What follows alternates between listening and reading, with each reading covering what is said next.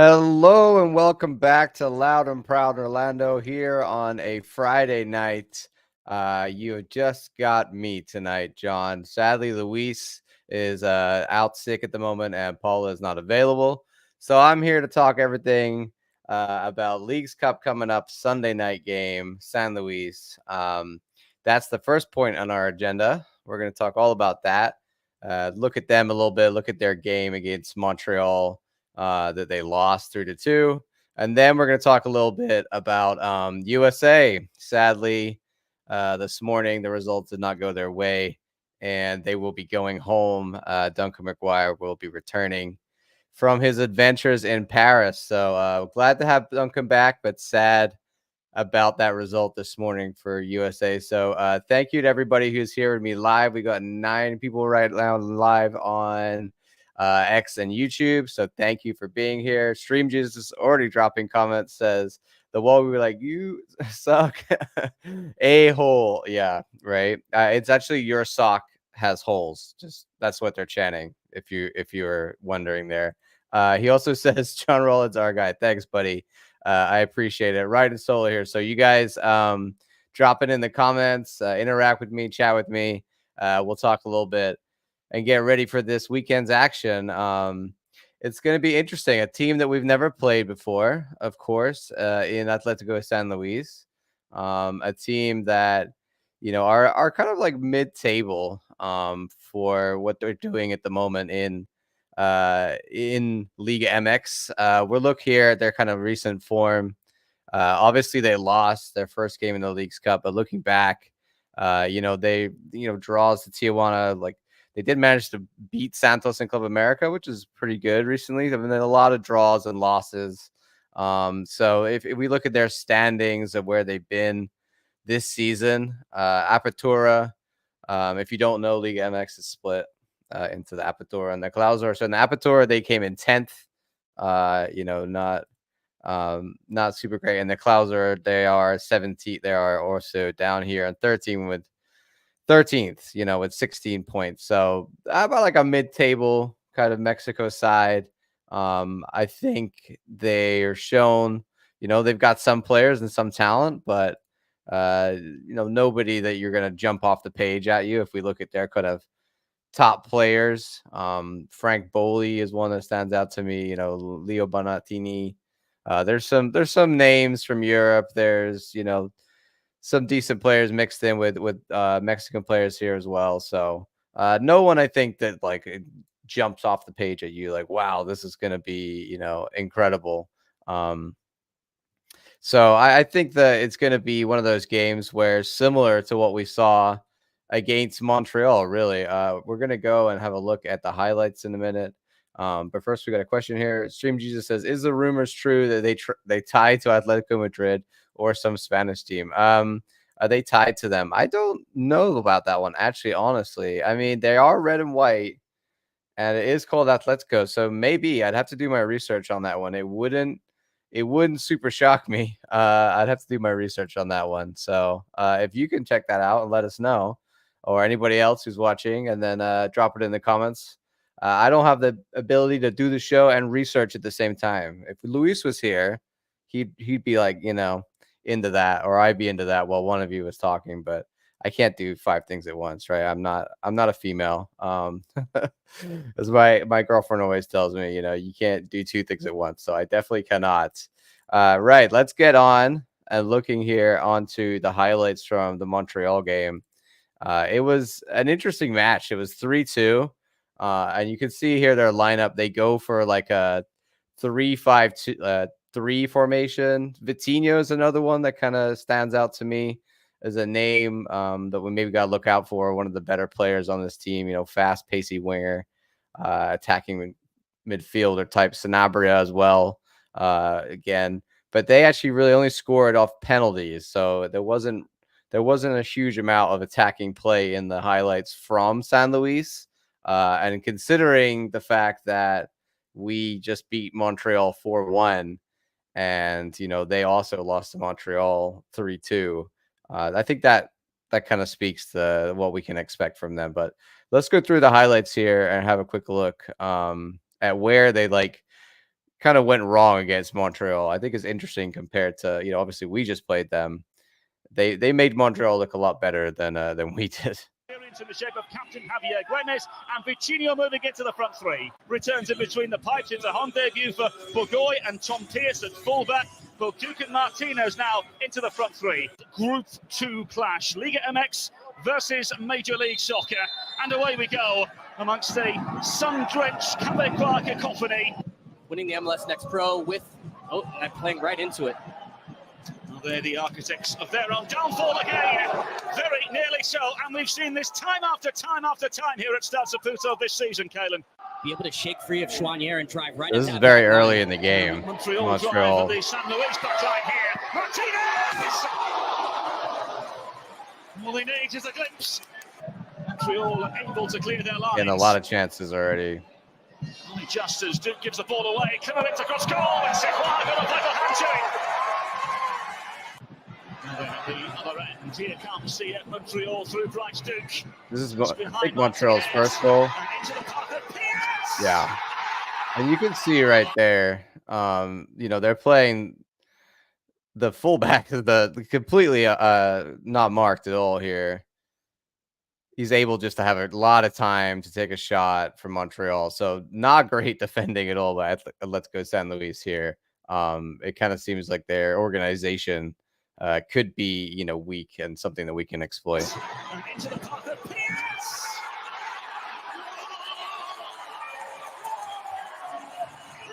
A dream home debut for Tom Pearce!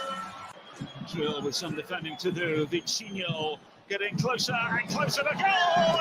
Fabulous! So there you see Vitinho coming in, like he cutting in from that right side. That's something we're gonna, Santos potentially.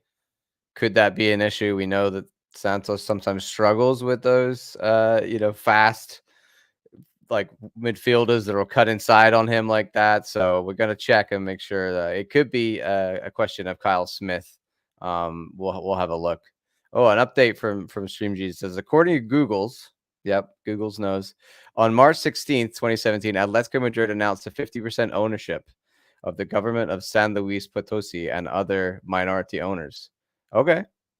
So is that the club, the government of San? I guess that's what it means, right? Translate as the owners, I'm assuming. Maybe a bit of Google Translate issues there, but I think what you're saying is they are 50% owners of. So that's interesting to know. I mean, obviously they got some connections there. It's similar, obviously, to what you've got with the City Group. It's becoming very common now in modern world football to want to have other ownerships and clubs across the world. If you're a big club in Europe, you want to own a team in, part in South America and North America and Asia, et cetera, et cetera. So it's happened with the Red Bull Group, obviously with the City Group, et cetera. And this is Atletico, as it sounds like their connection. And I don't know if they changed any of the. It'd be interesting to know history wise if they changed anything. Like, did they go to the colors, or was it always that colors and the same name? Be interesting to look back in their history and see. Meantime, this is Mathieu Chouanier into Pearce, the goal scorer. Pearce with an inviting volley! So this is the second goal against San Luis, and you can see Montreal, like it comes out to Pearce, who just scored the last goal, not being marked really at all in a very wide left kind of wing back position. He's come right up the field. He whips in a ball, and there's actually 4 San Luis defenders in the box. And none of them are watching, I think it's Kokoro who scores. None of them are watching him. And so it just, didn't pick up their marker at all and didn't even challenge in the air. It's just a bit too easy. I think if they're going to defend like that in the first 20 minutes, then we'll see a similar situation with Montreal and be able to get a couple goals against them early on, which I think is what we want to do here.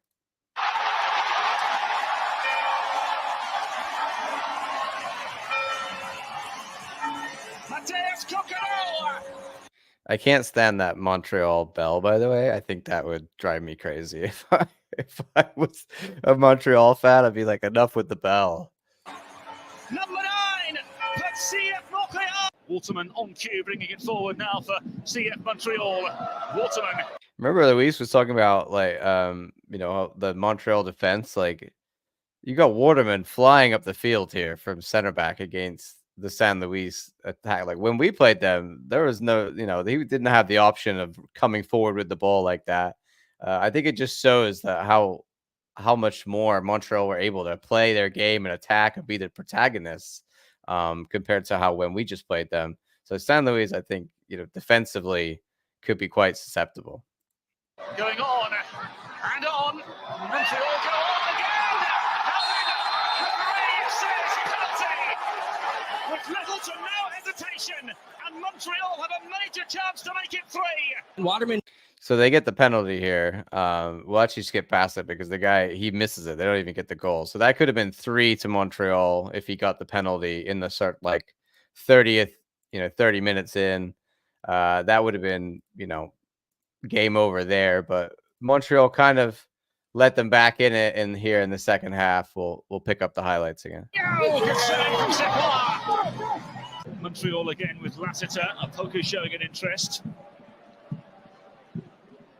Here's Duke. And Duke let fly. Walker with an effective save from Sanchez. I think they're not pressing that much. Like Montreal, like Duke there, he's got so much time and space. Look, he's just asking for the ball. They're so deep in their back line and their midfield line. He's got the time just to take it. So if you're going to do that, Wilder's going to have a field day. If you give him that much time and space, Wilder, Cesar, Ojeda, any of the guys in the center of the park there. So it'd be interesting to see if they sit back as much as they did here against Montreal, against us. It looked at times like they just didn't even want to defend or press. Walker with an effective save from Sanchez. Curious how they would respond, especially after the disappointment so far. It's been quite good. And not the best day for Joseph Martinez, but drawing attention. Ariel Lassiter. Montreal at the bar again. Could have been 4 there. Denying Apoku. An opening goal, and Montreal their third. Here at home at Stade Saputo has made the difference. Sanabria. Bowley. Now then, Bowley down into the challenge. So this brings me to something I think we definitely, are going to have to watch out for. The propensity for, falling to the ground, trying to get a call, playing to the ref. I think we could agree the Leagues Cup refs are not the best quality. I don't know if it's worse than regular MLS play or if it's about the same, or just notice it more, but it's not been great. And so this, I think here, I'd have to watch it a few more times, but it could be an example of them trying to just buy a penalty. It looked a little bit weak. The guy, flops to the ground. Probably some contact there, but we're going to have to watch that. So if Oscar puts in like Schlegel or something and Cesar, our players that like to go maybe a little bit too far, like to get that extra like little tackle in here or there that perhaps they shouldn't. We're gonna have to watch that with San Luis because they will try and get the penalty, they'll try and get the free kicks, etc. So that's how they get 2 goals, and both from penalties. He points to the spots, much to the dismay of Joel Waterman and CF Montreal. This comes from wide play, and Bully's the one who starts it, and then it continues his run forward. He doesn't wait, he doesn't hesitate. Goes right back Corbo, and then... So there's really not much in that one at all. So we got a few more comments here. Stream Jesus says, yep, me and John are just big history guys. That's right. We're, history buffs over here. Jeffrey O says, since Cruz's lost, OC might just face them in the next round. Yes, we are going to talk about that in a little bit when we get on to sort of scenarios. I did a tweet about that the other day as well. So we will get onto that, Jeffrey, for sure, about what can happen with the East 4, I think it is, the other group. Joshua Saul says, Vamos Orlando, let's get them Sunday. Thank you, guys. Drop your comments. I want to hear from you. Please let me know your thoughts on Leagues Cup, San Luis, and everything else. If you're here late joining me, it's just me today. Luis couldn't be here, and neither could Paula. But thank you all for being here with me and interacting. And we'll we'll have a fun little pod together on a Friday night. Slips it through the legs, it looks like, of Waterman. It just gets that little touch. Holds its breath. It's Frank Bolling. I mean, penalties are penalties, right? Confident. Just will not go in for Montreal. So this is now the 81st minute. 2-1 Montreal at this point. There is a punch away. Kouan back in. I mean, this header, it's a great header, but once again, the marking in the box is just not there. So Schwarnier puts the ball in from a corner. They get the goalkeeper doesn't clear it. It just kind of punches up directly into the air, comes down for the second ball, in which it gets headed back into the box. Nobody's picking up their marker like there, and there's not really that many players for. There's like one or two real threats here, and a lot of players from San Luis again caught ball watching, just not picking up their marker. And a great header from Ibrahim, who like loops it so far over the goalie. Who could, again, what are you doing off your line in that scenario? Get back on your line after you fail to punch it away would be my criticism. And they're calling for a handball, and I don't think that's legit at all. But great header by Ibrahim, and that's 3 goals down that they conceded, and I think multiple of them from sloppy defensive errors. So the way we're playing at the moment, hopefully we can capitalize on that too.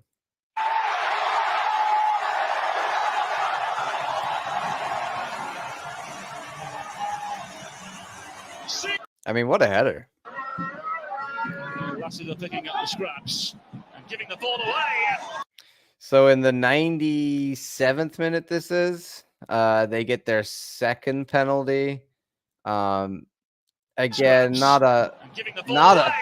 honestly, there's really not much in it, and Waterman gets really angry about this one. Because I think he barely taps him. I have to, get a better angle on that, but he barely touches him at all there, and the player goes flying down for the ref to call it for another San Luis penalty.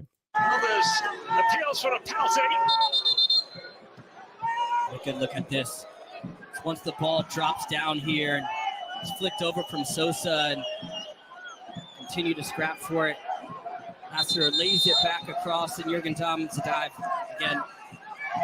Second time. No penalty. Yeah. No yellow. Yeah, I mean, there's not much at all in that. I think they got lucky on that one. Card of it. Amongst the chorus of boos, the referee says penalty. VAR. The Libertadores runner-up in 2015. Jürgen Damm shows exactly what he can do under pressure. So they ended up 3-2 after the end of the match, and I think that kind of flattered them really a little bit. They, obviously the 2 penalties, both of them, I think a little bit soft, a little bit light. I would say probably a little bit lucky. And then if we look at the stats, not too uneven from Montreal. So Atletico Luis here on the left, and they got 3 versus 3 on the big chances. They did have more shots overall, but if you compare that to sort of what our stats against Montreal were, we just ran them out the park. 9 big chances versus 1, 24 total shots versus their 9. So the reason I'm looking at this is just to give an idea of like, okay, this is how they matched up. That's how we matched up. Maybe that'll give us some idea about how we're going to match up. But I think considering the way we're playing at the moment, this should be a win. I think it's a game that we're probably going to see a repeat lineup. Last game we had in Pedro, Dagger Dan, David Brecalo, sorry, Robin Jansen, Kyle Smith in there. Maybe Santos would come in. I don't know if that happens or not.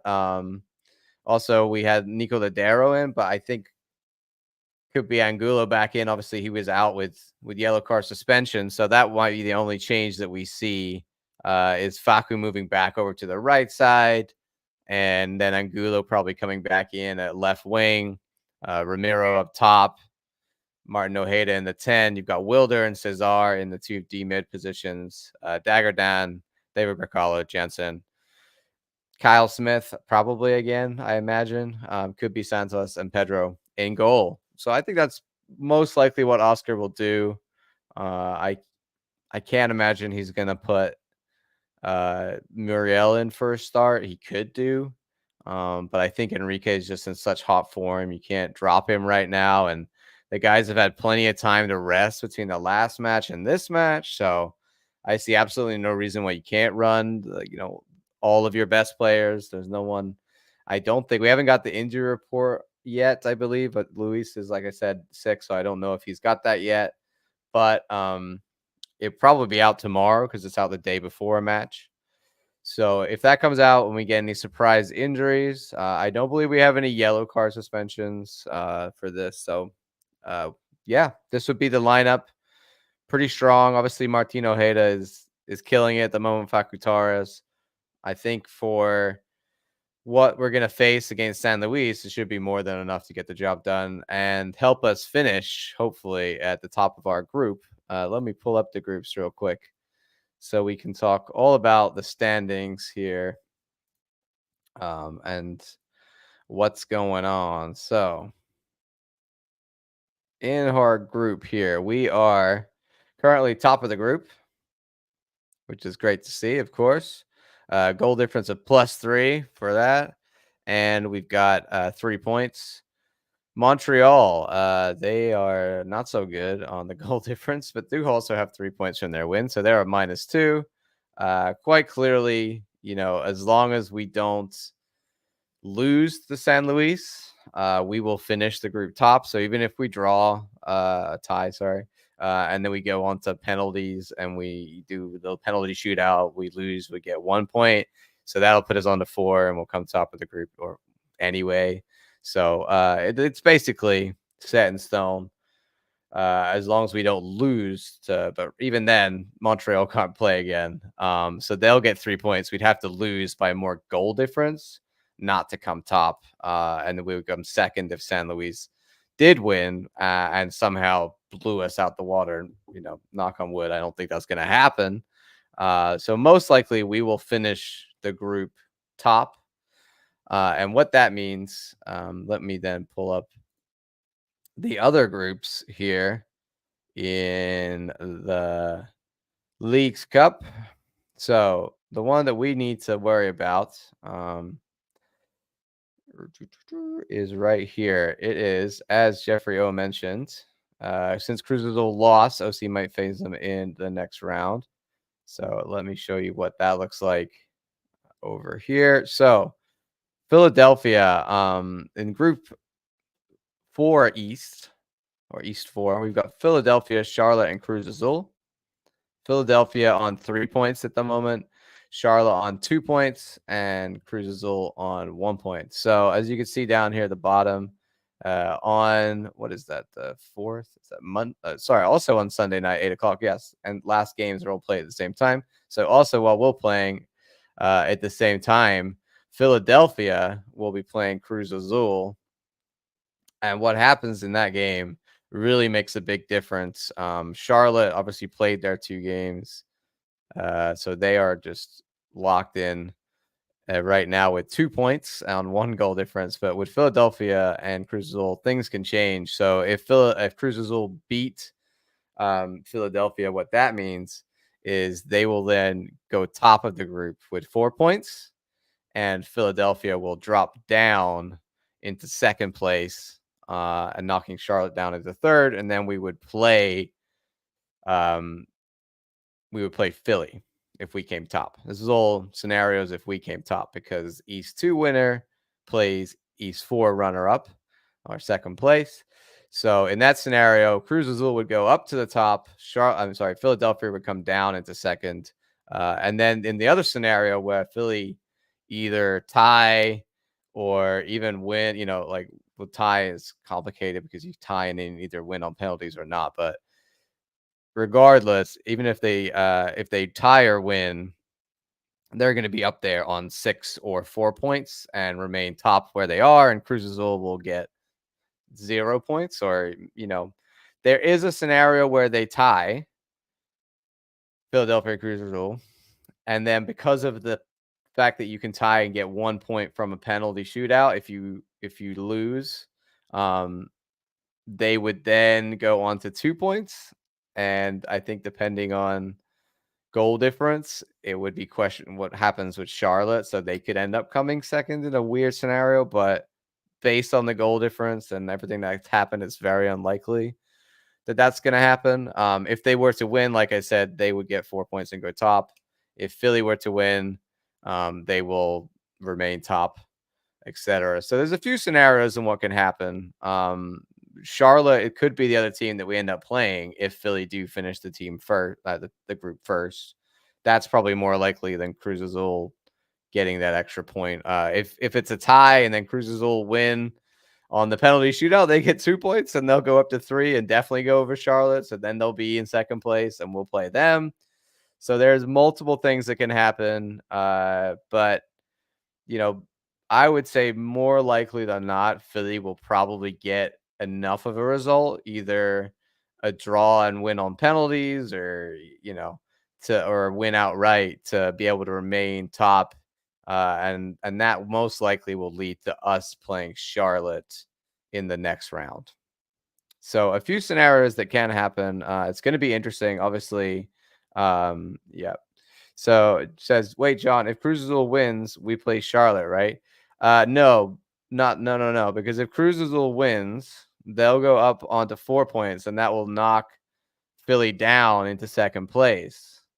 So then we'll play Philly. So really, we want Philly to do well, and that way we'll play Charlotte.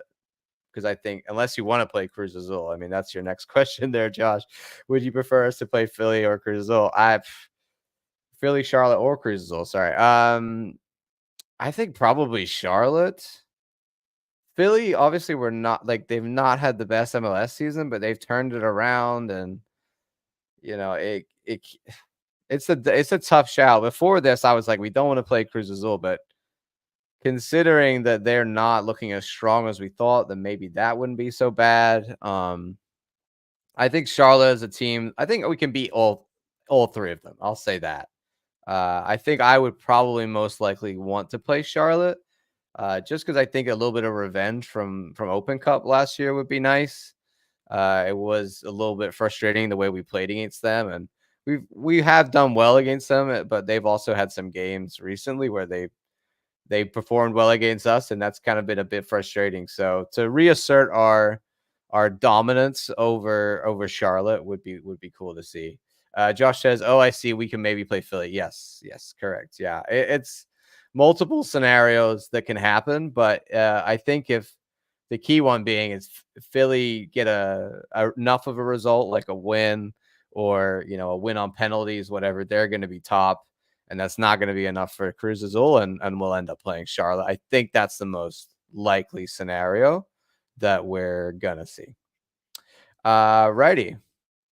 We talked everything, I believe, on San Luis. We talked Leagues Cup. Obviously, the game is in question right now because of the weather. If you're not aware, there potentially could be a hurricane coming this way. Right now, the cone, as it were. I'm not a weatherman, but we can show you the weather. The cone is looking like it's coming right at us over Tampa and heading this way around about Sunday, afternoon, evening time. It will be hitting that sort of coast from what I've seen on the latest models. Now that can change, it could push further up the coast. That's been happening recently in recent years. So that could happen. We don't know. Josh says the tropical storm needs to go away. Yes, but the key point being that they haven't made a decision yet. There was an announcement that they're monitoring it. I know that Austin tweeted something about it, but they haven't decided it's off yet definitively. So we'll have to see what happens on that one, and we will stay obviously aware because we all want to know about the hurricane anyway. So maybe this game will be postponed. I didn't read whether it said when they would postpone it to. But right now, obviously, everything's just on pause for Leagues Cup anyway. So I imagine we'll be able to resume it, but we might end up playing this on like a Tuesday night next week. Who knows? We'll have to see. Josh Ratal also says Enrique has stepped up, John. Yes, he definitely has. I think we can feel pretty comfortable about Enrique being a starting striker, and something that leads me on to talking about Duncan McGuire, even though he'll be back soon from USA, and we'll talk about that in a second. He might not be able to get his place back, and I think Enrique's probably got that one locked down at the moment with his incredible form, and I would be surprised if Duncan was thrown straight back in. I think more likely he's going to have to earn his spot back from Enrique, who has claimed it for his own while he's been away. Alrighty, let's talk about our next topic here, which is all about Duncan and the sadness that was this morning. USA going home. Wah, wah. It was not a pretty game, I gotta say. I did catch a lot of it. We did not play well. The U.S. men's, I call it they keep calling it the youth team. It's a U23 team. So I think youth team is a little harsh. But really, I think some of our older players in this one let us down. I was not very impressed by from what we saw from Walker Zimmerman in this game. I also think that, at times Mihailovic, although he does score some great set pieces, goes missing. So that wasn't great to see. Duncan was on the bench once again. The last game they played like 4-3-3, and Paxton Aronson was playing the false nine position up top and kind of stole Duncan's role there away from him. They changed that and it worked pretty well. Things connected well with Paxton getting, Paredes into the game, and Griffin Yao, who really was the one that replaced Duncan, but was playing out on the wing instead of the striker. So that looked good. But this game, they went for it again, as you can see in the lineup here. But it just wasn't. It seemed almost like we were too negative. We were sitting back too much in the first half. The midfield, I think, was non-existent almost at times. McGlynn was really struggling. Tessman was having to play a little bit deeper, and that wasn't working. Mihailovic, I talked about, sort of ghosted a little bit. Harriel, who'd been playing really well before, did not have a good game at all. But there's, the goals that Morocco scored, I think there's really just ball watching at times, like the second goal. And Hakimi, talk about taking a top quality older player with you. Hakimi was that for Morocco and more. He was just cutting it up through the middle of the park, just wandering through our midfield without really any people stopping him. And you can look at the momentum here. You see the whole first half. It's like the U.S. were just penned back the whole time, couldn't get out. I was hoping that we'd see some changes at a halftime. They didn't really come till later in the game.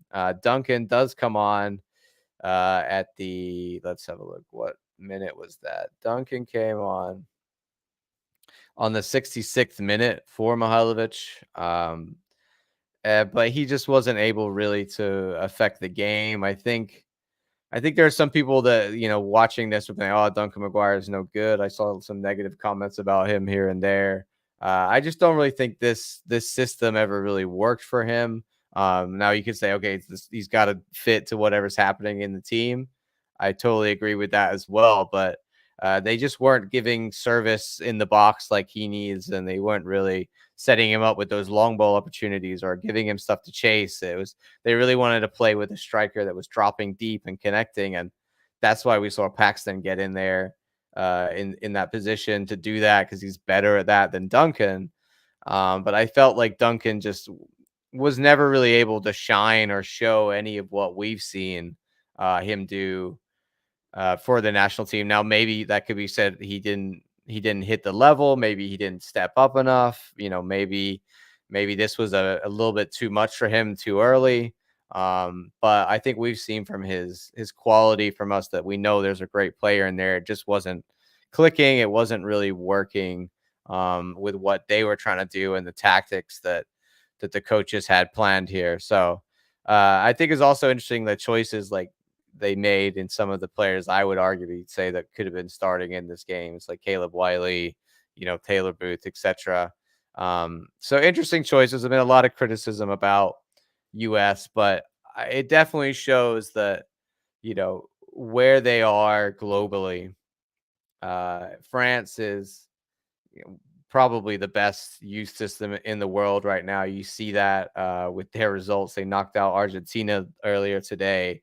I think they're probably going to be the ones to lift the gold. So the first game against them when we lost 3-0, I wasn't really too surprised. I think everybody would expect that, but it wasn't a great performance. And then the next two performances much better, against New Zealand and Guinea. We had a lot of faith in this team, a lot of hope. And then to come up against I will say a Morocco team that was very organized, well drilled, athletic. They were pressing, they were hungry. You could see the teamwork, you could see the desire. And the level there was above the US, and I expected to be a little bit more even. And I think that it shows that, a system like Morocco, if they can produce a team that's that good, then the US should be able to do that level and more. And we were found wanting really hard because they got, 4 goals. The ref right at the end decided to give away not give away, but give a penalty for a pretty harsh, handball. I think the guy's is turning away. And that was kind of like the final nail in the coffin on a pretty sad day for the US and the U23s. But Duncan's coming back, returning for some games, which we didn't always expect to happen. I think it's not a definitely like it's happening, but for me, I feel fairly certain that Duncan wants to leave still and go to Europe. So obviously there was speculation that we wouldn't see him again playing in purple, but now with them coming out of the Olympics a little bit earlier, maybe than expected, maybe not, they will be coming back. Duncan, I'm assuming, will be back. I don't think he'll be on the bench for this game on Sunday. I'd be surprised. They'll probably bring him in and have him ready for the next round. If we go through, probably will go through. Knock on wood, we are going through. And then we'll see, maybe his last few games.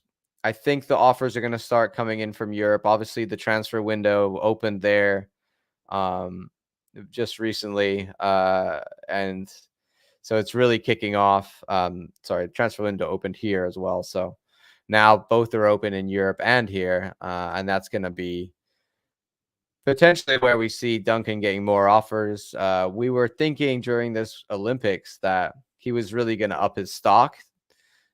That obviously hasn't happened. I don't think he's necessarily downed his stock, but it's pretty much the same. Obviously, teams in Europe know what his assets are. They know he can play. We already know there's lots of interest. It's a question of, is their money going to be right? Is it going to be the right team? Is it going to be the right fit?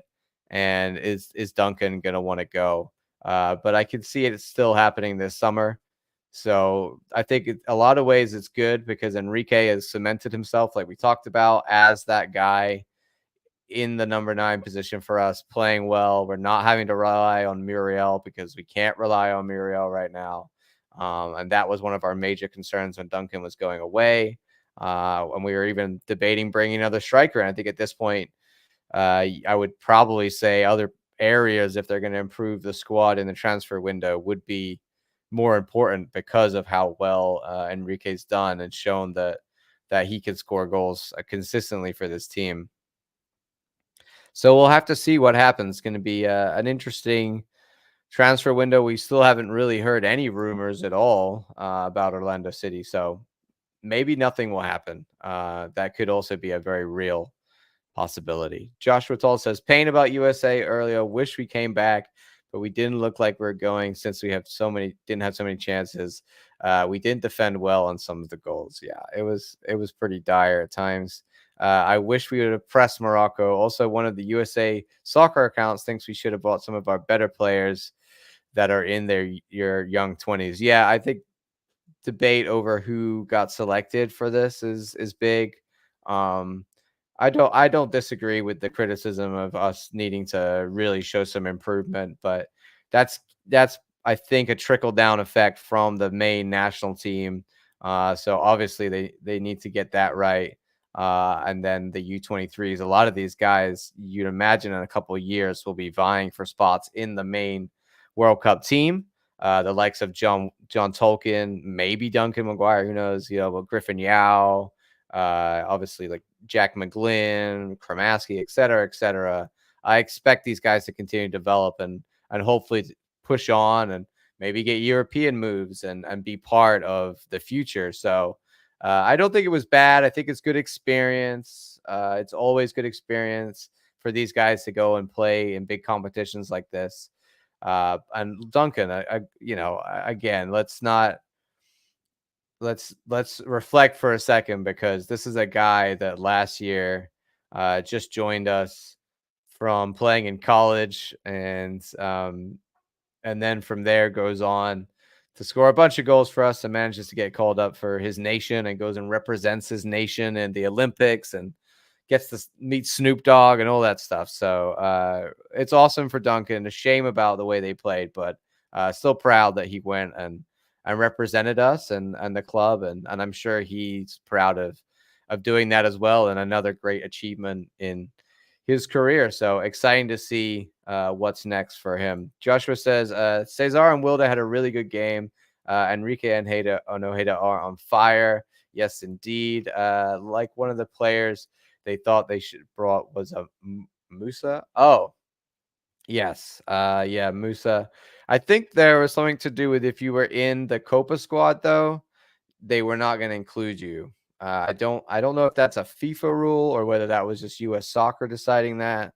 But if you obviously the three that were selected to be overage to go with the U23s were not involved with the Copa squad at all, and vice versa. So that would have to been a conversation between, Mitrovic and Jesse Marsh and all of the U.S. soccer execs that get to decide who goes in what squad, etc. But maybe they could have perhaps brought some better attacking firepower. I think Mihailovic on his own is not a lot to go on for attacking flair.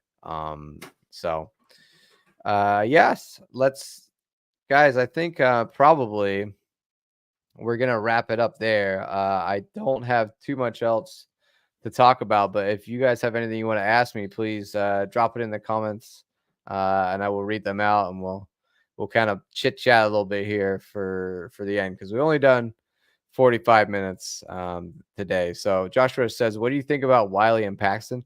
Caleb Wiley, definitely. I think he's going to have a big future. The attacking fullback role, wing back role. So many teams are playing five backs at the moment. So I think he's definitely got a future as a strong attacking left full wing back, and that move to Chelsea is big for him. Paxton, it remains to be seen. I'm not super convinced by the Aronson brothers. I gotta say, I think they're very smart soccer players, but not necessarily the most, gifted and athletically they're not the most skilled, and sometimes I want to see them, I think other players might get more chances, but Paxton and Aaron's and Brendan seem to keep getting chances, and they are talented, but I think there's a lot of hype around them, and I'm not sure that I see it so much. So that's my opinions on those guys. Everybody, I want to thank you for being here. I appreciate you guys joining me on a Friday night for a City Pod. It's always appreciated, especially when I'm here on my own.